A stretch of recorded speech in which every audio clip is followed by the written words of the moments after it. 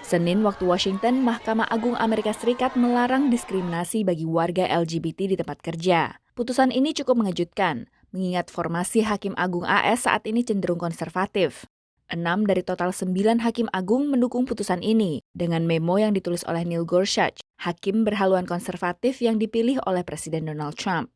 Presiden Trump menerima putusan ini sekalipun bertolak belakang dengan mayoritas basis pendukungnya. I've read the decision and some people were surprised, but they've ruled and we live with their decision. That's what it's all about. We live with the decision of the Supreme Court. Very powerful decision actually, but they have so ruled. Putusan ini mengikuti gugatan Gerald Bostock yang dipecat dari kantornya Clayton County karena orientasi seksualnya. No one has to be fearful going to work, fearful that they could lose their job because of who they are, who they love, or how they identify. Plain and simple.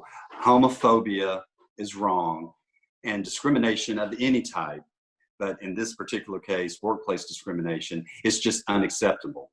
Dua kasus serupa juga jadi pertimbangan MA untuk menetapkan putusan ini. Sebelum putusan Mahkamah Agung Amerika Serikat ini, hanya ada 23 negara bagian dan daerah khusus ibu kota Washington DC yang melarang diskriminasi LGBT di tempat kerja secara menyeluruh, terutama di sektor swasta. Perlindungan konstitusional seperti ini akan berdampak bagi 8,1 juta pekerja LGBT di Amerika Serikat, terutama di negara-negara bagian yang sebelumnya tidak mengatur hal tersebut. Sekalipun Undang-Undang Hak Sipil tahun 1964 atau Title VII telah melarang diskriminasi berdasarkan jenis kelamin, namun tidak spesifik membahas bias hukum bagi pekerja LGBT. And I think that the court saying explicitly that Title VII applies to gay and transgender people is huge.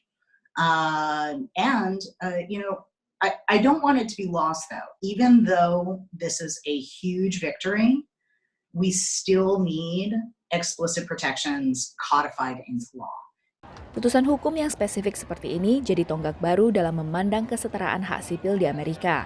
It was reassuring to show that, liberal, conservative, left or right, everybody on the political spectrum was able to look at this and join the overwhelming majority of Americans in saying that there is absolutely no reason in a country like America why LGBTQ people should be discriminated at work.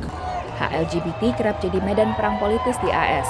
Sebelumnya, pemerintahan Trump memutuskan untuk menarik perlindungan jaminan kesehatan bagi warga transgender. Dari Washington DC, Virginia Gunawan dan tim VOA.